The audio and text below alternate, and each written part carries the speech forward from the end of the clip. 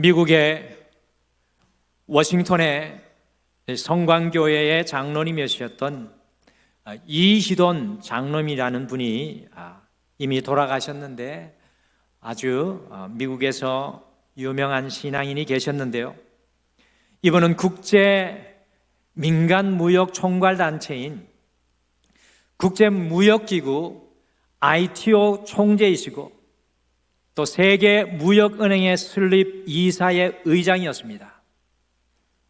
1998년 이전에 세계무역센터 협회의 사상 최연소 부의장으로 선출되었고 미국의 최대 임명사전에 미국을 움직이는 주요 인물로 이분이 등재가 되었습니다.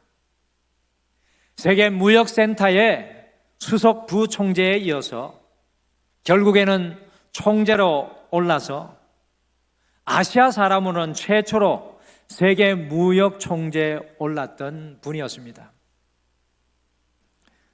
장로님은 세계 어디에 있든지 반드시 나는 장로로 예배는 본교에서 드린다는 결심을 하고 그 바쁜 세계 국제적 일정에도 불구하고 주일이 되면 비행기를 타고 왔으라도 본교회에서 예배를 드렸다고 합니다. 정말 이 신앙의 롤 모델이 되는 분이었습니다. 그런데요, 이분이 갑자기 위암 판정을 받고 길지 않은 인생의 마지막에 어떤 말씀을 하셨겠습니까? 온 세상의 흐름의 중심에 있었던 이희돈 장로님, 온 세상의 물질과 재화와 경제 흐름을 담당하고 이끌었던 이 장로님의 마지막 말은 너무나 단순한 이야기였습니다. 예수 믿으면 천국, 예수 안 믿으면 지옥, 그것밖에 없습니다. 그 말을 남기고 마지막으로 주님의 품에 안기셨습니다. 인생의 마지막 무대에 서보니 내가 세계 무역센터의 총재가 되고 전 세계 세 손가락에 드는 옥스퍼드 대학의 교수가 된 것, 그 어떤 것이 중요한 것이 아니라 내 인생의 마지막 순간에 오직 예수님만이 자신의 삶의 진정한 소망이라는 사실을 깨닫게 되었습니다. 사랑하는 성도 여러분, 인생의 샘표 되신 여러분들이 너무나도 잘 아시는 것처럼 우리의 인생은 정말 짧습니다. 밤의 한 정점밖에 안 되는 것이 인생입니다. 그런데 우리는 왜 천년 만년 살 것과 같이 살면서 욕심을 부리는 것입니까? 이렇게 짧은 인생을 살아가는데 우리는 왜 누군가를 정오하고 미워하고 왜 좀 더 얻고 취하려고 살아가고 있는 것입니까? 그래서 우리가 오늘은 이 예배를 드리면서 우리의 인생을 환기하면서 앞뒤 좌우분들에게 이렇게 인사하시면 좋겠습니다. 예수님만이 소망입니다. 사랑합니다. 라는 인사를 같이 전해주시죠. 예수님만이 소망입니다. 사랑합니다. 아멘. 예수님만이 소망이십니다. 사랑합니다. 우리 성도님들에게 가지고 있는 이 성경책은 과연 어떤 책입니까? 성경은 그저 종교적이고 시대에 뒤떨어진 내용들, 우리가 알 수 없는 어떤 종교적인 내용만 담고 있는 책이 아니라 성경은 우리와 살았던 시대적인 배경과 시간, 이 삶의 양식은 틀리지만 지극히 평범한 사람들이 때로는 하나님과 함께, 때로는 하나님을 떠나 살아가는 인간의 실존을 생생하게 보여주는 책입니다. 그래서 이 성경이 2000년을 넘어서서 지금도 여전히 부동의 1위 베스트셀러로 사람들에게 읽히고 있습니다. 성경을 읽어가다 보면 성경 속에 믿음이 좋은 사람이든 위대한 사람이든 악한 사람이든 선한 사람이든 약한 사람이든 강한 사람이든 부자이든 가난한 사람이든 많이 배움 학식 있는 사람이든 높은 직책에 있는 사람이든 간에 삶에서 피할 수 없는 인간의 실존적인 문제를 만나는 것을 발견합니다. 성경은 여러분과 저의 인생을 비추어지는 거울이죠. 여러분의 인생이 또 저의 인생이 이 성경에 고스란히 담겨 있는데, 이 성경에는 우리 인간이 실존적인 문제를 반드시 만날 수밖에 없는 하나의 문제를 우리에게 보여주는데, 그것이 바로 영어로는 discouragement, 낙심입니다.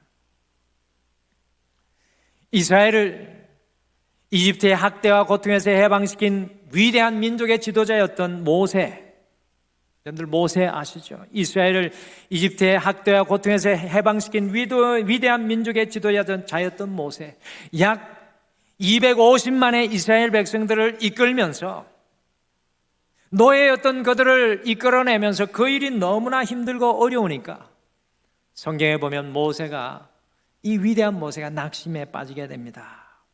그래서 민수기 11장 14절과 15절에 모세가 이렇게 탄식합니다. 저의 번역으로 바꾸어 보았습니다.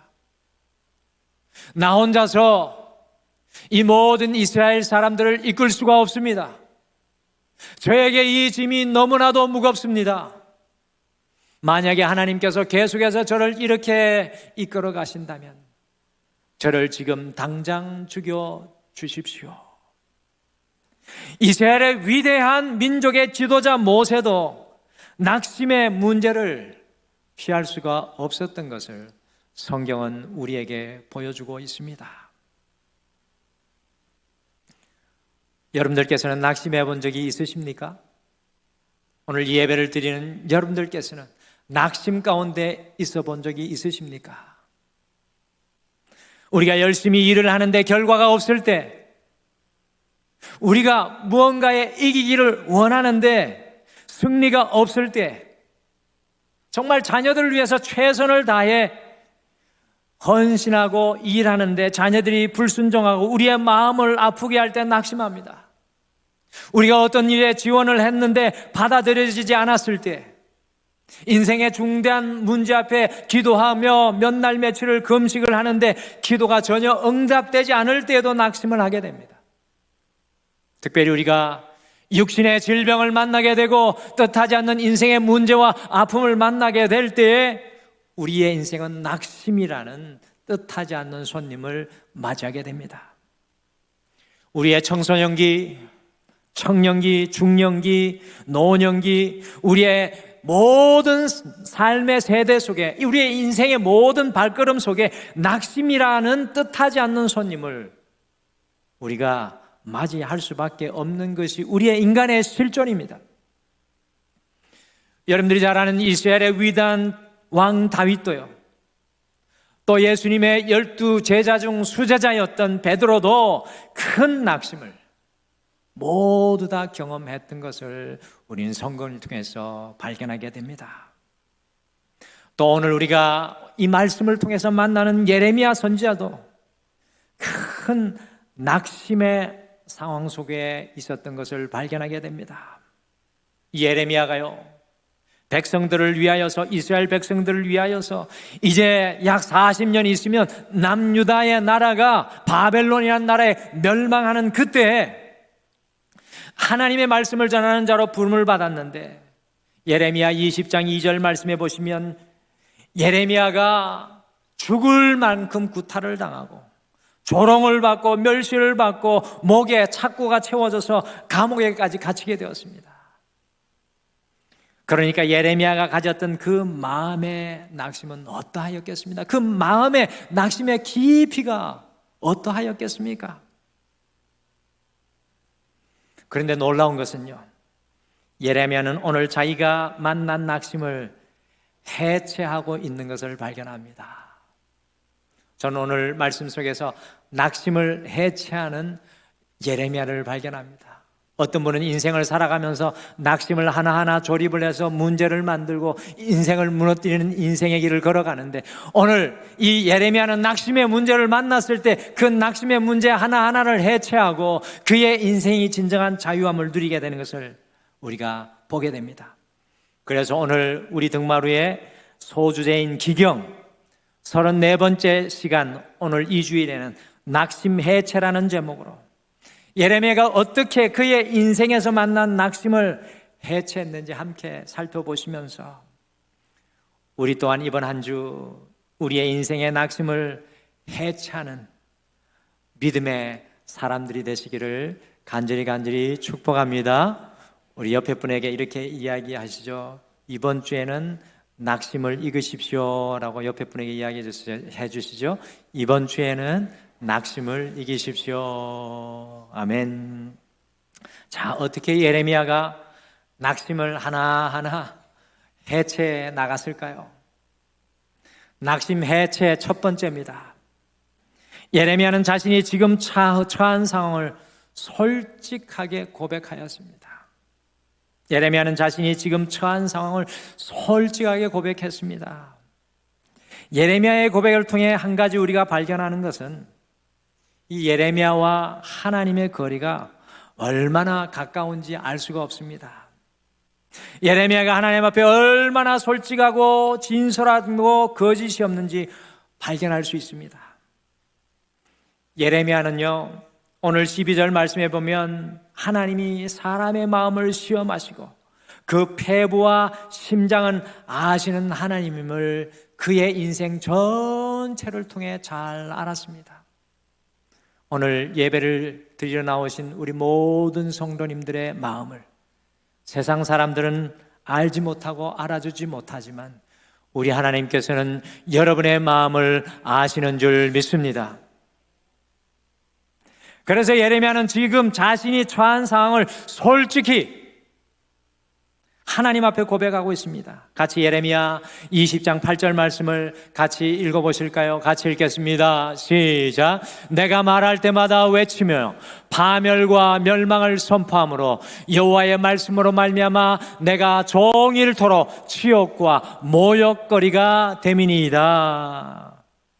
예레미야는 7절에서 하나님께서 자신을 강권적으로 꿰어가지고, 예레미야가 얼마나 하나님 앞에 솔직한지 알 수 없습니다. 하나님 앞에 7절 말씀에 이야기하는 하나님 저 속았어요. 하나님께서 저를 속여 꿰어서 나를 선지자로 세워주셔서 주의 복음을 전하고 있는데 주님 보십시오. 제가 주의 말씀을 이렇게 선포하는데 종일토록 사람의 치욕과 모욕거리가 되고 있다고 하나님 앞에 예레미야가 고백하고 있습니다. 그래서 그것이 힘이 들어서 하나님의 말씀을 말하지 않으려고 하였는데요, 어떤 일이 일어났습니까? 같이 예레미야 20장 9절 말씀 같이 읽겠습니다. 9절 말씀 같이 읽겠습니다. 시작. 내가 다시는 여호와를 선포하지 아니하며 그의 이름으로 말하지 아니하리라 하면 나의 마음이 불붙는 것 같아서 골수에 사무치니 답답하여 견딜 수 없나이다. 아마 정치하는 분들이 이 9절 말씀에 좀 동의를 하실 수도 있을 것 같습니다. 정치라는 것, 안 하고 싶은데 마음에 불붙는 것 같다고 어떤 분이 그 말씀을 하시더라고요. 저는 잘 동의가 안 되는데 목회자로는 동의가 됩니다. 주님의 소명을 따라 이스라엘 백성들의 파멸과 멸망의 말씀을 전하였더니 온종일 수치와 조롱이 예레미야에게 쏟아졌습니다. 그래서 9절과 같이 하나님 저 다시는 주님의 말씀 선포하지 않겠습니다. 이제는 주님 침묵하겠습니다.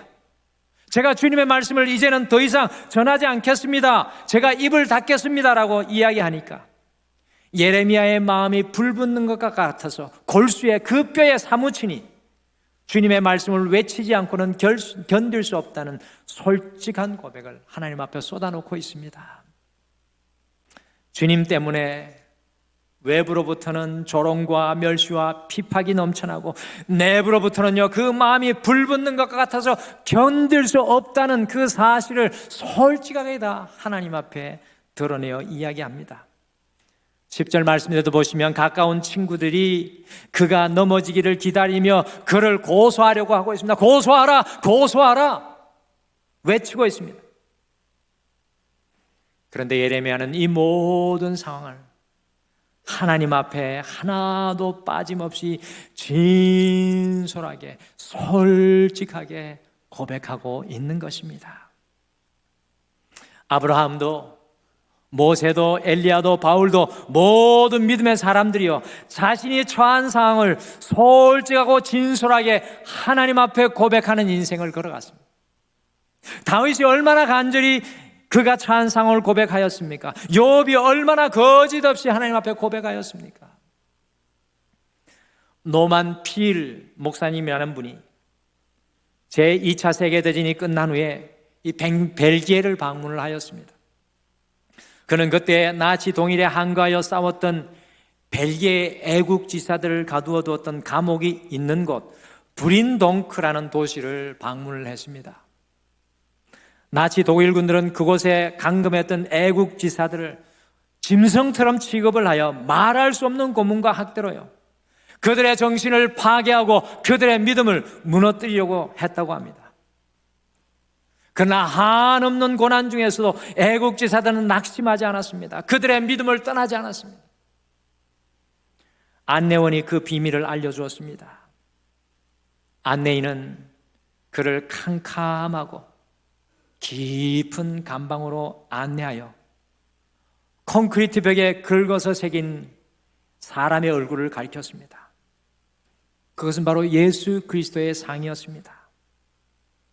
안내인의 말에 따르면 감금되어 죽을 고생을 하건 애국지사들이요 극한 상황에서 견디기 어려우면 그곳에 찾아가서 그 예수님의 얼굴을 두 손으로 감싸고 기도하면서 자신들의 처한 상황을 예수님께 진솔하게 고백하며 자신들 앞에 놓여있는 낙심을 해체하고 큰 위로와 격려를 받고 그들의 삶의 자리를 떠나지 않았다고 합니다. 기도의 첫걸음, 하나님을 바라보는 첫걸음은 바로 우리의 삶의 상황을 진솔하게 솔직히 우리의 심장과 폐부와 생각과 마음을 살피시는 하나님께 고백하는 것입니다. 성경은 처음부터 끝까지 다른 이야기가 아니라 이 이야기입니다. 인생의 문제 앞에, 아픔 앞에, 하나님 앞에 그들의 삶의 상황을 진솔하게 쏟아놓는 것, 그것이 성경의 중심 맥락입니다. 사랑하는 성도 여러분, 세상은 우리를 버릴지라도, 사람들은 우리를 배신할지라도, 환경과 상황은 우리를 낙심의 음침한 골짜기로 곰두박치게 할지라도 우리와 함께 하시는 분이 바로 우리 주님이신 줄 믿습니다. 세상 모든 것이 떠나고 세상 모든 것이 물러가도 여러분의 인생 한중간에 계시는 분, 그분은 결단코 여러분을 떠나지 않으십니다.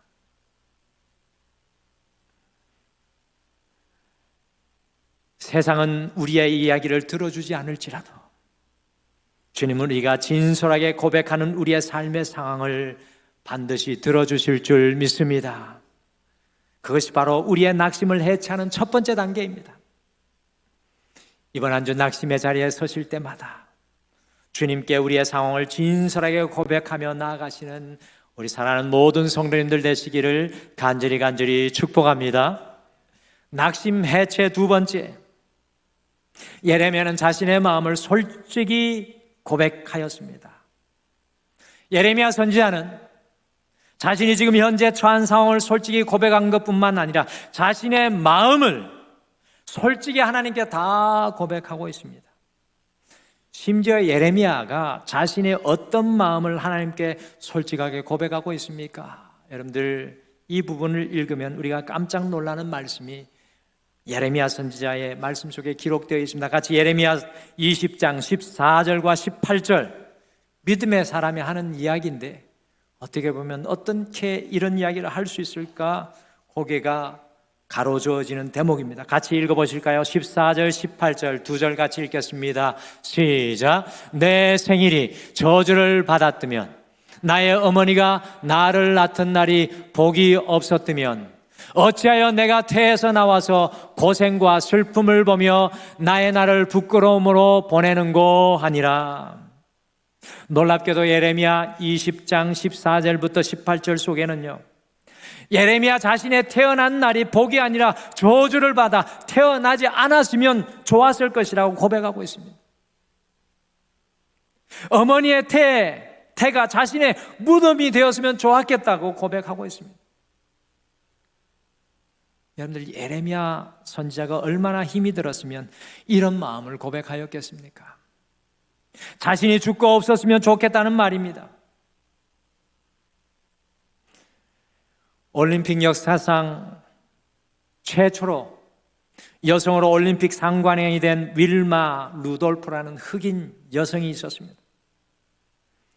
가난한 흑인 가정의 22번째 형제 중에 20번째 조산아로 태어났습니다. 별로 놀라지도 않으시네요. 오늘날 22명이나 되는 자녀를 낳으면 우리나라 그 훈장을 몇 개나 줘야 될까요? 그냥 주렁주렁 자라줘야 될 것 같습니다. 이제는 2명부터 다자녀라고 하는데 22명.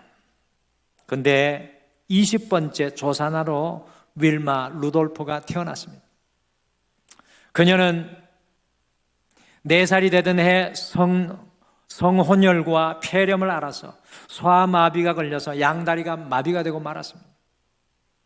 윌마는 학교에 다닐 나이가 되었지만 집안에 갇혀 낙심의 수렁에 빠질 수밖에 없는 인생이었습니다.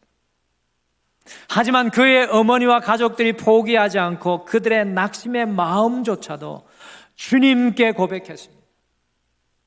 어머니는 새벽 4시에 일어나서 이웃 농장에서 일을 하고 오후에는 80km나 떨어진 병원을 찾아갔습니다. 윌마는 다리에 교정기를 부착해야 했고 의사는 그녀가 다시는 걷지 못할 것이라고, 당신의 인생은 절대로 걸을 수 없는 인생이라고 진단을 하였습니다. 그러나 그녀의 어머니는 자신의 낙심의 마음을 주님께 믿음으로 솔직히 고백해, 자신의 마음을 주님 앞에 믿음으로 솔직히 고백하며 자신의 딸에게는 하나님이 주신 능력과 끈기 그리고 믿음만 있으면 무엇이든지 다 할 수 있다고 딸에게 이야기를 해주곤 했습니다. 여러분들, 엄마의 마음이, 그 딸의 마음이 얼마나 낙심하고 절망하였겠습니까? 그럼에도 불구하고 그 마음을 주님께 솔직히 고백하고 단 하루도 빠지지 않고 걷기 훈련을 시켰다고 합니다.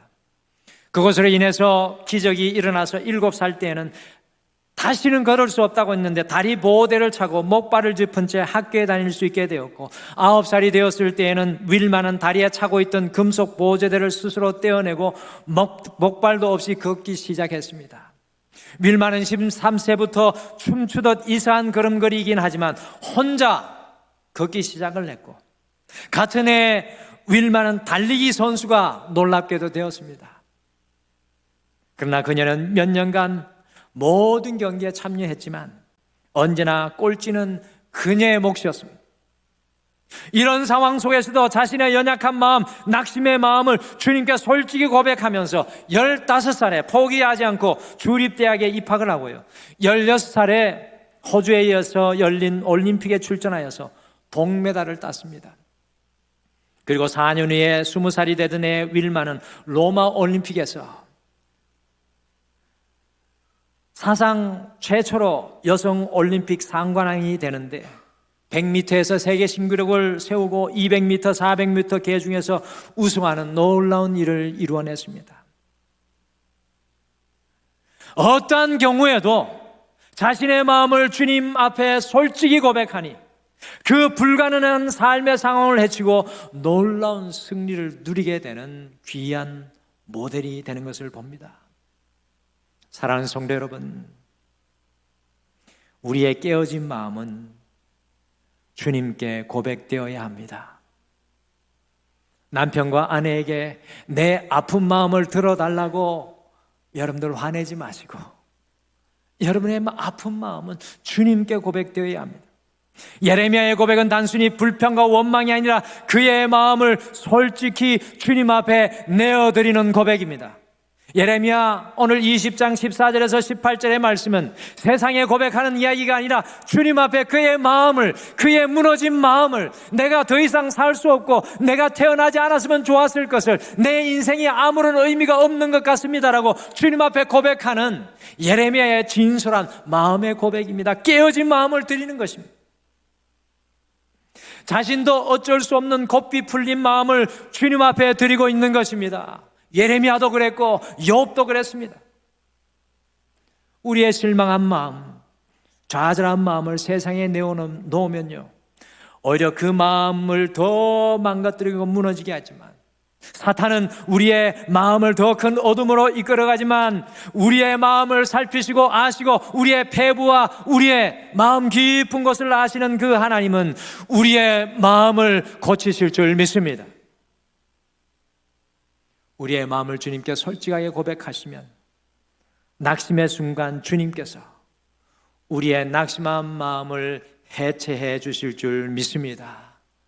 그것이 낙심 해체 두 번째 단계입니다.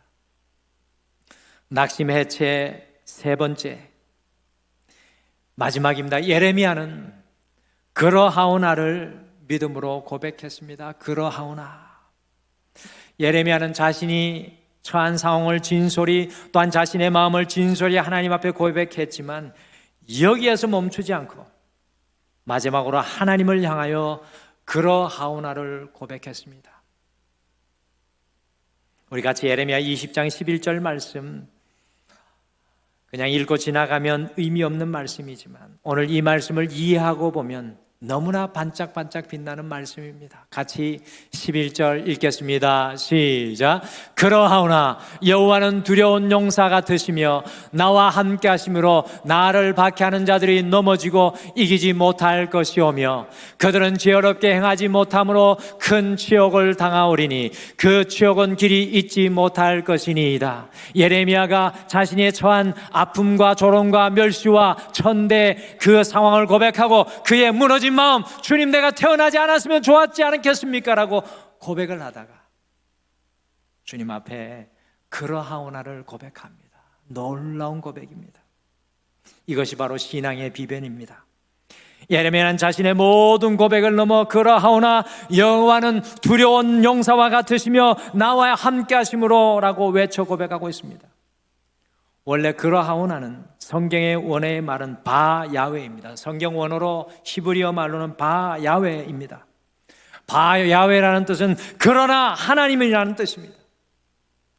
내 눈에서, 내 인생의 환경에서, 내 삶의 마음에서 옮겨서 그러나 하나님은 바 야훼 여호와 하나님을 바라보는 겁니다. 예레미야는 자신의 상황과 마음을 주님께 솔직히 고백한 이후에 마지막으로 그러하오나 바 야훼 그러나 하나님은을 외쳐 선포하고 있습니다. 나의 상황과 마음은 이와 같이 연약하오나 그러하오나 그러나 하나님은 두려운 용사이시며 그 하나님께서 나와 함께 하시고 그 하나님께서 역사하여 주실 줄 믿습니다라고 고백하고 있는 것입니다. 우리는 우리의 상황과 처지를 주님께 고백하고 우리의 마음을 주님께 고백해야 하지만 우리의 낙심이 해체되는 마지막 순간은 바로 그러하오나 그러나 하나님은 곧 살아계신 하나님을 향한 고백으로 맞춰져야 합니다. 그것이 낙심을 해체하는 성도의 고백이며 신앙인의 고백입니다. 러시아의 대문호 도스토옙스키는 16세의 어머니를 폐병으로 여의고 18세의 아버지가 농노들에게 살해되는 것을 보았습니다. 젊은 날 사회주의 결사대에 가담을 했고 사형 선고를 받아 겨우 살아났습니다. 늦은 나이 36세에 결혼을 했지만 아내는 43세에 결핵으로 죽고 말았습니다. 아들마저 굶주림과 추위로 죽었고 자신도 평생 간질병으로 언제 떠날지 알 수 못하는 고통 속에 지냈지만 그는 혹독한 낙심의 순간마다 그러하오나 그러나 하나님을 외치면서 낙심을 해체하며 주님께서 주신 자신의 문학 재능을 가지고 소망 가운데 믿음의 길을 걸어갔습니다. 수많은 인생의 가시 속에서도 백야, 제와벌, 카라마조프가의 형제 등과 같은 아름다운 장미꽃을 그러나 하나님을 외치며 피워냈습니다. 사랑하는 성도 여러분, 여러분의 마음이 어두우면 어두울수록, 마음이 두려우면 두려울수록, 마음이 원망스럽고 불만이 넘쳐날수록, 그러나 여호와는 그러하오나, 그 고백이 여러분의 삶에 멈추어지지 않기를 간절히 축복합니다. 우리 한번 같이 외쳐볼까요? 그러하오나, 그러나 여호와는, 우리의 언어가 이와 같이 이번 한 주 바뀌기를 원합니다. 그러나 여호와는 바야훼, 주님을 믿음으로 고백하는 우리의 찬양과 고백을 통해서 하나님의 놀라운 은혜와 능력이 우리의 낙심을 해체하고 우리의 삶에 임하게 될 줄 믿습니다. 오늘 예레미야는 깊은 낙심 중에서도 진솔히 자신의 처한 상황을 고백하며 자신의 마음을 숨기며 고백하고 급기야는 주님을 향하여서 그러하오나 그러나 하나님은 이라는 믿음의 고백으로 낙심을 그의 인생 속에 해체해내고 있습니다. 이번 한 주 여러분과 저의 삶 속에도 우리의 상황과 마음을 하나님께 진솔하게 고백하실 뿐만 아니라 마지막에 예레미야와 같이 그러하오나 그러나 하나님은 바야훼를 여러분의 인생 속에 또 외치셔서 여러분의 낙심이 부서지고 물러가며 하나님의 놀라운 승리가 여러분의 가정과 인생에 함께 하시기를 간절히 축복합니다.